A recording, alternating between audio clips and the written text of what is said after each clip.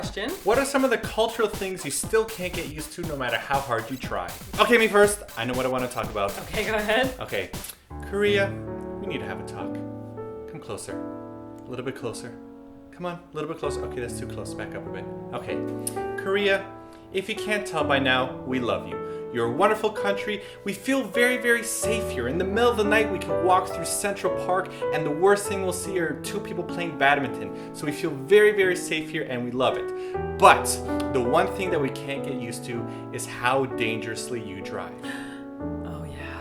Actually, if you're a pedestrian, you have to avoid being smushed by like taxis and buses blowing through red lights. Or if you drive a car, in our case we drive a scooter, you have to avoid being like smushed by people who don't check their blind spot. It's generally just a death trap. I know red lights here are more suggestions than they actually are laws. I swear to you, just go to an intersection and watch for a couple of minutes. You will see a few scooters and a few buses, even a few taxis blowing through red lights at their convenience. We're not joking when we say this. You gotta look both ways when you cross the street, even if it's a one-way street, because people will be driving on any side of the road that they want.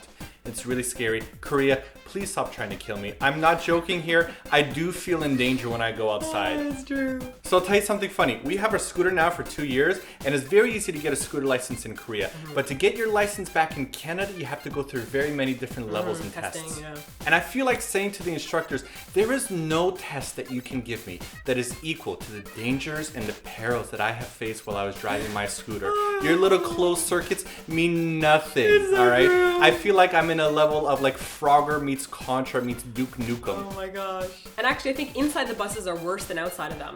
I don't know about that. Okay, well, I used to take the bus before we had the scooter, and when you get on the bus, you've got to beep and like run and like latch onto a pole because that bus driver is gonna like gun it. He's like an Indy 500 racer, Right. and you will launch yourself across the side of the bus. So We've been on buses in which like an old lady would get on the bus, and before she even sits down, the bus is gonna gun it, and she like winds up falling over. It's so inconsiderate and scary, and we really dislike it. yeah, I've caught like 3 old women from like almost smashing their faces on the ground. So I know. Ooh, scary. Yes. They're out to kill me. Korea, great country, very nice people, not very good at driving. I remember when I was a kid in Canada, when you were learning how to line up for something, butting was a huge problem. Oh boy. I mean, if someone tried to cut in front of you in line, Butter! Yeah. Butter! You're butting! Butter! Murder him! Murder! this lineup process, as we learned as children, didn't really seem to transfer over to Korea.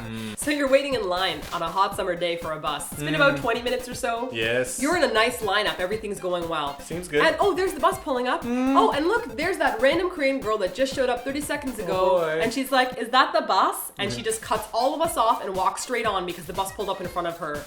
This is what my face looks like.